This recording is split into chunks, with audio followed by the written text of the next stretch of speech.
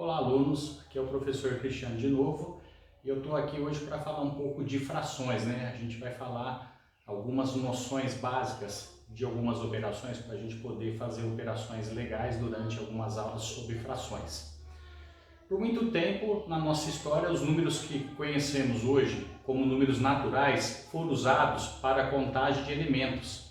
Entretanto, desde que o ser humano aprimorou-se na ação de medir, seja comprimento, massas, capacidade, seja qualquer outra medida, observou que não poderia fazer uso dessas medidas apenas com números naturais, como é feito em contagem simples nos dias de hoje, né?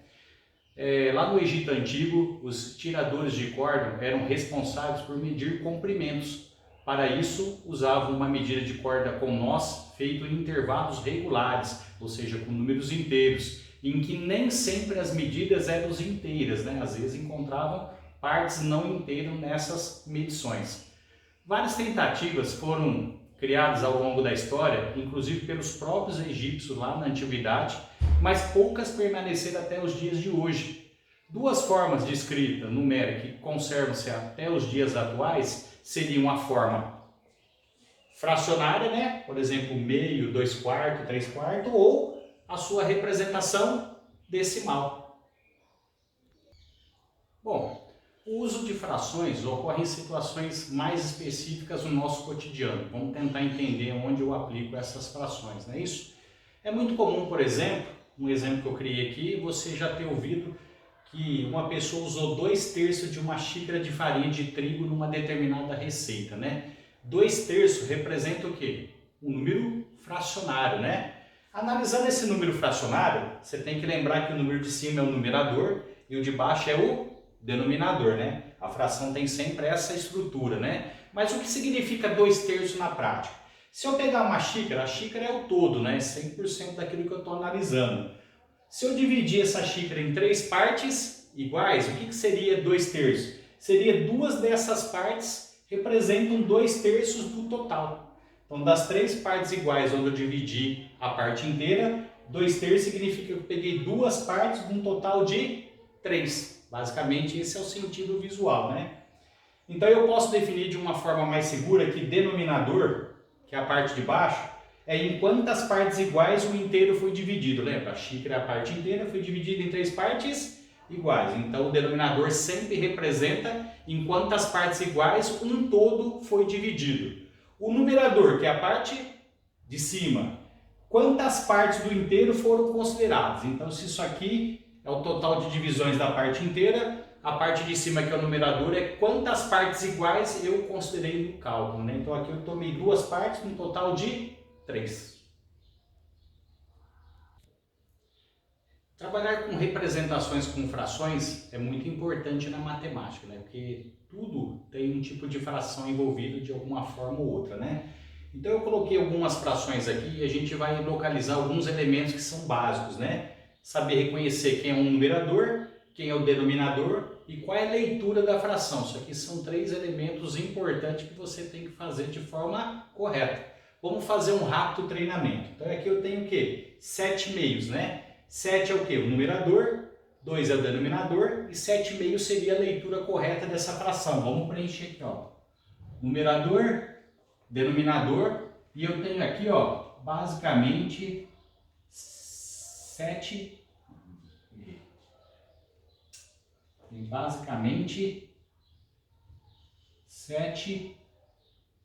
meios. Correto? Aqui eu tenho 13 20avos. Então, o que eu tenho?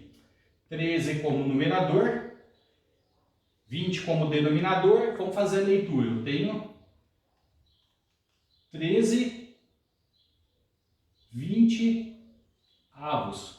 Essa seria a leitura correta. E o último aqui eu tenho 1/100º. Então, eu tenho 1 de numerador, 100 para o denominador e a leitura é 1/100º. Essa seria a forma correta de trabalhar com essas frações. Nós podemos discutir ainda, aqui nesse estudo, 3 tipos de frações que são importantes. Elas necessariamente vão aparecer em operações de adição, subtração, multiplicação ou divisão. Quais são esses tipos, né?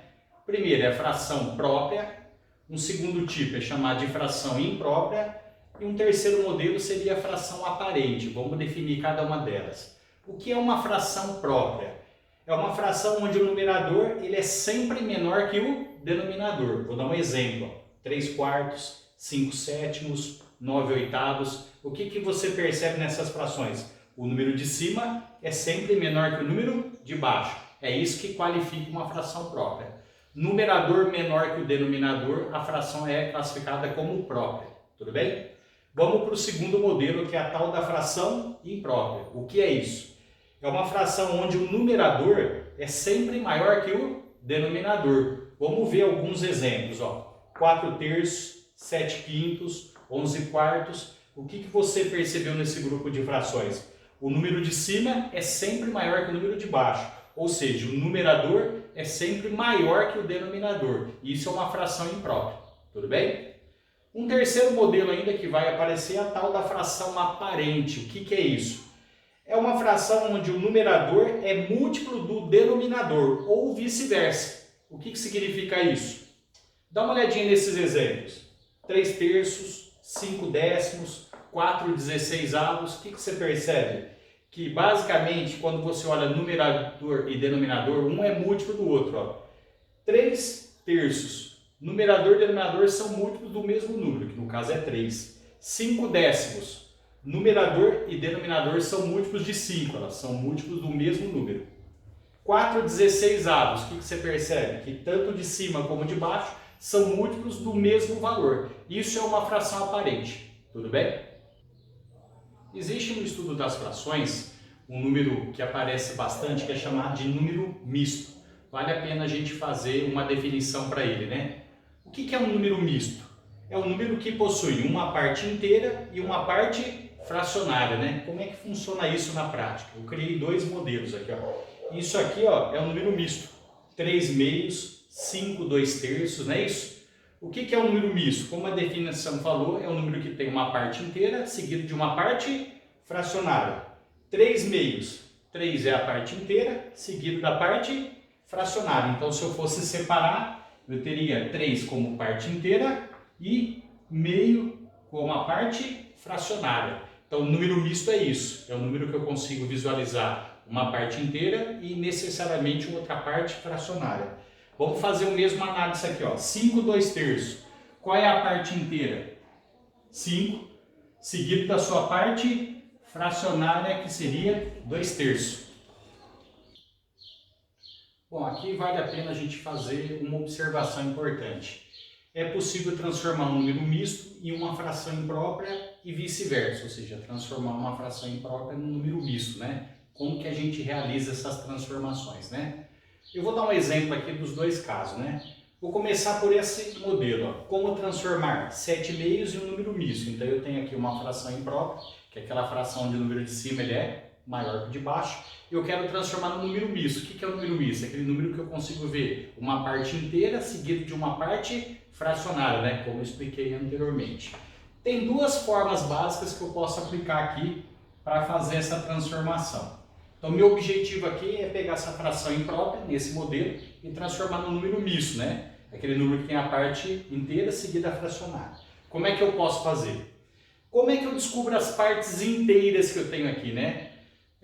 Na álgebra a gente tem um princípio assim, quando os dois números são iguais, a divisão sempre gera uma parte inteira. Então, eu vou usar esse pensamento aqui, Eu tenho aqui, 2 sobre 2, mais 2 sobre 2, mais 2 sobre 2. Se eu somar aqui, 2 mais 2 mais 2 dá 6. Para chegar no 7, falta 1. Então, mais meio. Aqui, basicamente, eu representei essa fração imprópria usando 4 frações adicionais. Quando o denominador é o mesmo, eu posso somar os numeradores. 2 mais 2 mais 2 mais 1 dá quanto? 7. Fração é sempre, por princípio, o número de cima dividido pelo de baixo. Isso é um pensamento geral. 2 dividido por 2 dá o quê? Dá 1. Quer dizer, eu já tenho uma parte inteira aqui. 2 dividido por 2, 1. Mais uma parte inteira. 2 dividido por 2, 1. Quantas partes inteiras eu consegui aqui? 1, 2, 3. Então eu tenho 3 partes inteiras. O que sobrou?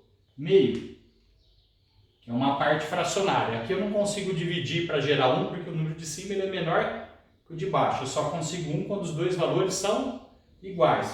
O que eu tenho então? 3 partes inteiras e mais meio. Olha lá, transformei minha fração imprópria no número misto.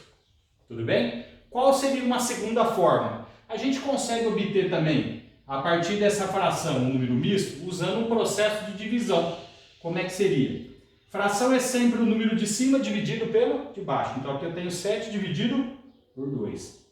Vou fazer 7 dividido por 2. Tudo bem? O que eu tenho aqui? 3 vezes 2 dá 6. 6 menos 7 dá 1. Partindo aqui dessa reflexão, eu consigo entender o que eu tenho. Olha só que interessante. Então eu tenho 7 meios que eu quero transformar no número misto, né? Quem é a minha parte inteira? O quociente aqui sempre é a parte inteira. Tudo bem? Então eu tenho aqui, ó, necessariamente minha parte inteira. O resto eu consigo visualizar a parte fracionária, que é isso aqui, ó. 1 sobre 2. Então você pega o resto e coloca sobre o divisor, que é meio. Então basicamente aqui, ó, eu consigo escrever a parte fracionária. Então basicamente essa é a ideia que a gente tem que guardar aqui. Uma outra questão que vem também nesse pensamento é como transformar 3 1/4, que é um número misto, numa fração, que é exatamente o oposto que aconteceu no exemplo anterior.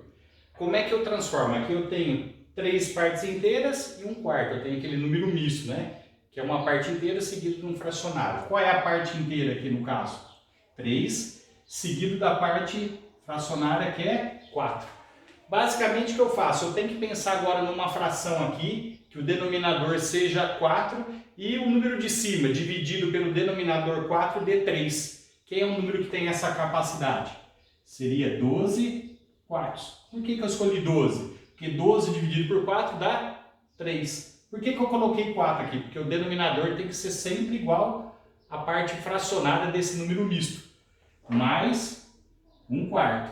Quando os denominadores são iguais, eu posso somar os numeradores. 2 mais 1 daria 13 quartos. Então essa é a fração imprópria. Consegui transformar meu número misto numa fração imprópria. Por que imprópria? Porque o número de cima é menor que o de baixo. Ainda tem uma outra forma, né? Qual seria uma outra maneira de transformar esse número? A regra que a gente usa é o seguinte, aí vocês têm que guardar o seguinte pensamento. Você pega a parte inteira, multiplica pelo denominador, na sequência você soma com o numerador, isso vai gerar a fração imprópria. Seria isso aqui, ó. Pega a parte inteira, multiplica pelo denominador, ó, 3 vezes 1/4, e soma com o numerador, que é 1. Sempre sobre 4, que é o denominador. O denominador nunca muda. Então qual é a regra? Parte inteira vezes o denominador, ó lá, 3 vezes 4. E o que deu aqui, ó, você soma com o numerador. 3 vezes 4, 12, mais 1, 13. Olha lá, eu tenho 13 quartos. Olha lá. Por um outro processo eu consegui transformar meu número misto na minha fração imprópria. Tudo bem?